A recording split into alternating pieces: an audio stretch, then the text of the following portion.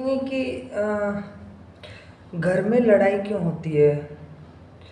मतलब कई बार क्या होता है कि आपने देखा होगा कि घर में लड़ रहे हैं, या तो पति पत्नी लड़ रहे हैं, या माँ बाप लड़ रहे हैं, या बेटा बाप लड़ रहा है, या मम्मी बेटा लड़ रहा है, या बेटी बाप लड़ रहे हैं, या बेटी माँ लड़ रही है। कुछ भी हो सकता है ना, भाई बहन लड़ रहे हैं, कोई भी लड़ रहा है। मान लो क्यों लड़ता है, पहले सर्च करते हैं, जानो ना क्यों लड़ रहा है। वो इसलिए लड़ रहा है क्योंकि उसको आज तक ना खुद के बारे में पता है, मैं हूँ कौन, अहंकार नहीं जानता, और बाहरी नॉलेज तो वो जानता ही नहीं है। अगर जानता भी है तो वो रटा है फिर, ठीक है, तभी तो लड़ रहा है। वो लड़ क्यों रहा है? क्योंकि ना तो अंदरूनी नॉलेज उसने समझी, ना बाहरी नॉलेज समझी। तो फिर समझी क्या?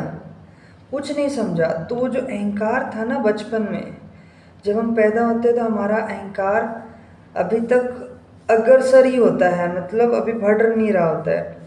तो जैसे ही अगर उसको अच्छी चीज़ दे दी तो वो घटता जाएगा। अगर उसको गंदी चीज़ दे दी, मतलब पार्टी, मतलब जैसे मतलब गंदे लोगों से मिला दिया। गंदे लोग यहाँ पे कौन होते हैं? जो समझते नहीं हैं, जो अंदरूनी नॉलेज भी नहीं समझते हैं, ना बाहरी नॉलेज समझते हैं। मैं रटने की बात नहीं कर रहा हूँ, मैं समझने की बात कर रहा हूँ। रटे हुए लोग बहुत हैं, एग्ज़ाम भी निकाल रखा है, सब कुछ है रटे हुए। वो उनकी बात नहीं कर रहा, मैं समझने की बात कर रहा हूँ। वो 0.1% ही है।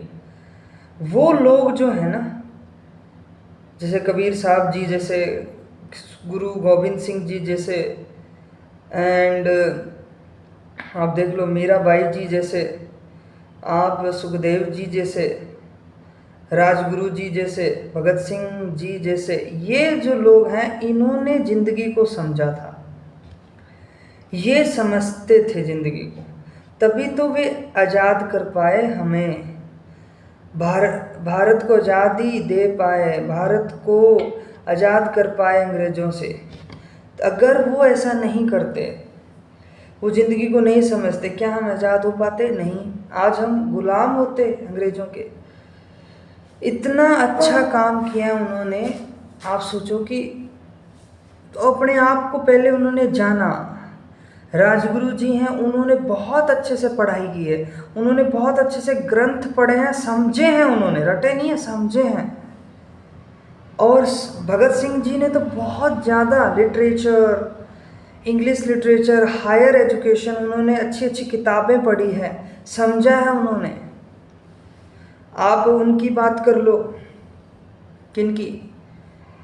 जो सबसे कम उम्र में जिस फांसी पे चढ़ गए थे, और जिनको कम उम्र में फांसी दी गई थी, उनकी बात कर लो। खुदीराम बोस जी, उनकी बात कर लो। और गोविंद घोष, और आप सुभाष चंद्र बोस जी, इनकी बात कर लो। स्वामी विवेकानंद जी की बात कर लो आप। तो ये जो लोग थे, इन्होंने ज़िंदगी को समझा है, तब जाके ये अच्छा काम कर पाए। हम ज़िंदगी को समझते ही नहीं है, तो हम इसलिए लड़ते हैं। फिर हमें क्या होता है, वो अगर ज़िंदगी को नहीं समझोगे तो अब क्या होगा? अहंकार दिनों दिन बढ़ता है, क्योंकि अहंकार किसका पार्ट है? शरीर का पार्ट है ना, इसलिए वो बढ़ेगा, घटेगा नहीं, बढ़ेगा। शरीर के साथ अहंकार बढ़ेगा। जब अहंकार बढ़ेगा तो उसमें अहंकार के अब क्या क्या पार्ट है? अहंकार के पार्ट है ईर्ष्या, मन जो मतलब बहुत ज़्यादा विचार को गेन करता है, और गुस्सा, डर, कामवासना, लालच, ये सब जो है ना इस अहंकार के पार्ट है। तो ये अहंकार के जो पार्ट हैं, ये अहंकार के पार्ट फिर ना शरीर के साथ बढ़ते हैं। तो इनमें ईर्ष्या भी आती है, गुस्सा भी आता है। फिर ऐसा लगता है कि जो घर में रह रहे हैं लोग, वो लगते हैं कि सबसे इम्पोर्टेंट मैं ही हूँ, और सब लोग मेरी बात सुने और मैं ही सही हूँ।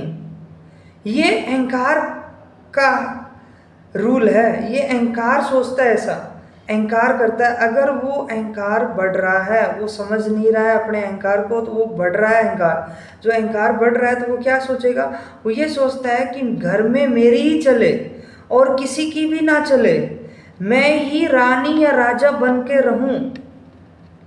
इसलिए फिर क्या होती है, लड़ाइयाँ होती है। क्यों? क्योंकि उसकी कोई बात नहीं मानेगा तो फिर वो गुस्सा आएगा या गुस्साएगी, तो वो फिर क्या करेगा, हाथ उठाएगा, कुछ भी करेगा, डांटेगा, कुछ भी करेगा। तो इससे ये चीज़ें बढ़ती है, फिर वो चीज़ें बढ़ती है। फिर अब उसकी बात ना मानो तो वो गुस्सा आ जाएगा। वो सोचता है कि मैं ही फन्ने खाऊं, मैं ही यहाँ पे सबसे ब्रह्मांड में नंबर 1 हूँ और मेरी बात मानो। अगर आप नहीं मानोगे तो मैं आपको मारूंगा, या फिर मैं आपको डांटूंगा, या फिर मैं आपको घर से बाहर निकाल दूंगा, या मैं आपको कुछ भी नहीं दूंगा, मैं आपको भूखा रखूंगा। ये उसके दिमाग में ऐसा आता है। क्यों आता है? क्योंकि अहंकार ही ऐसा कर रहा है। तो इस कारण लड़ाइयाँ होती है घर में।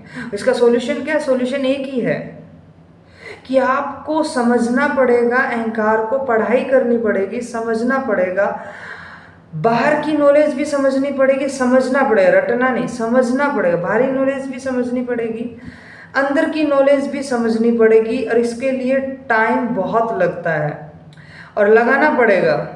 रात को जगो, टाइम निकालो, समझो, क्योंकि हमें पृथ्वी को बचाना है और पृथ्वी हमारी इसी तरह बर्बाद हो रही है।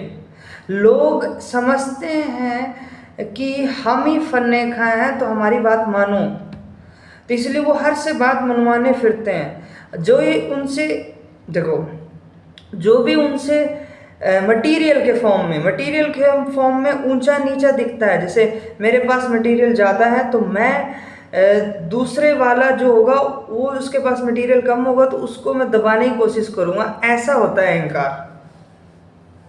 जैसे मेरे पास पैसा काफ़ी है या मेरे पास पैसा बिल्कुल नहीं है, एक आदमी जिसके पास पैसा बहुत है वो मुझे फिर दबाने की कोशिश करेगा, और अगर मेरे में समझ नहीं होगी तो मैं दब जाऊंगा। अगर मैं समझ होगी तो मैं उसको लात मार दूंगा, भाई भाग यहाँ से।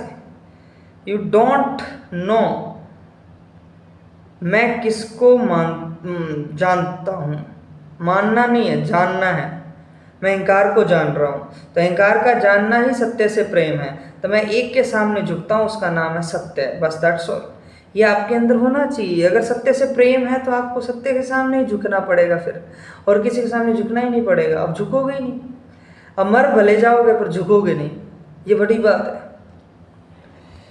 तो इसलिए लड़ाइयाँ होती है भाई, और लड़ाइयाँ कम करने का एक ही तरीका है, समझो और समझने। देखो, पढ़ने में ना बहुत जोर आता है अहंकार को, क्योंकि पढ़ने में अहंकार टूटेगा तो लोगों को बहुत जोर आता है पढ़ने में, समझने में, सॉरी, हाँ, पढ़ना मतलब समझना यहाँ पे है।